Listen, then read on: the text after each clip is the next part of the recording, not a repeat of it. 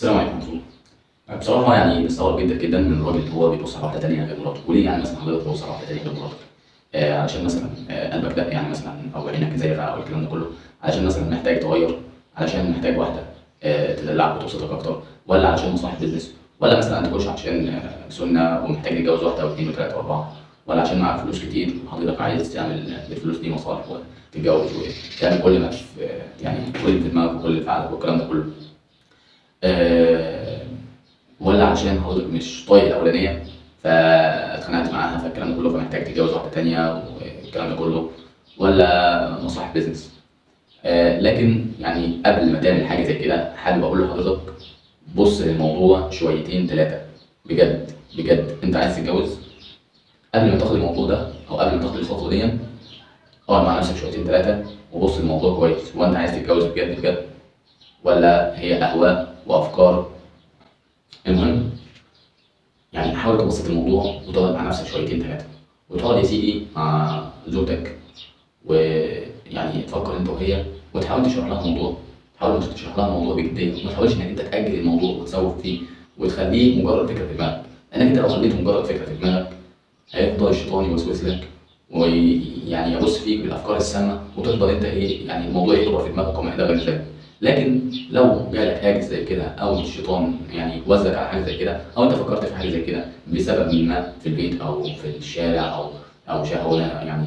يعني عابره او انت يعني زي ما بيقولوا الهوى احيانا بيميل الى يعني حاجات تانيه بلاش منها يعني. آه المهم انك انت تقعد مع مراتك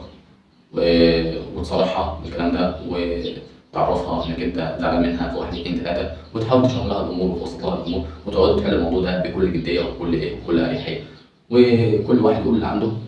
ولك ما لك وعليك ما عليك والكلام ده كله، لانك انت قبل ما تعمل الموضوع ده لازم تفكر في عواقب الموضوع ده كويس جدا جدا، لان الموضوع ده مش بالسهل، مش بالسهل انك انت تتجوز على مراتك تاني او انك انت بالسهل انك انت تروح تتجوز تاني وتشيل بيت تاني وتشيل مسؤوليه تاني، خصوصا في ايامنا دي، ايامنا دي صعبه جدا جدا جدا. زمان كان الواحد يقدر يتجوز واحد واثنين وثلاثه واربعه وكانت الاولانيه والثانيه والثالثه مرتاحين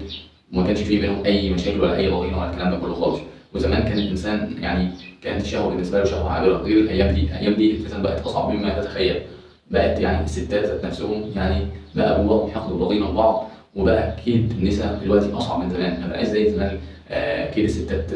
يعني حاجه يعني قلوبهم صافيه والكلام ده كله، لا دلوقتي بقت في مشاكل وبقت في حاجات خزعبليه كده، حاجات محدش يقدر يستحملها، لكن انا بقول لك عليه انك انت فكر في بناء اسره جيده، حاول انك انت لما يجي لك حاجه زي كده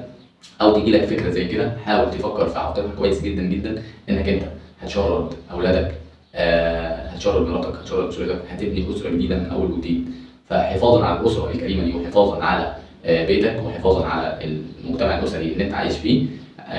ومستقبلا وبناء مستقبل يعني ليك ولنفسك ولذاتك ولاسرتك، حاول انك انت تفكر في الامر ده كويس جدا جدا جدا، لان الابن او الابناء بدون اب او ام منفصلين ده يعني بيعمل حاجات صعبه جدا جدا. فشكرا، السلام عليكم.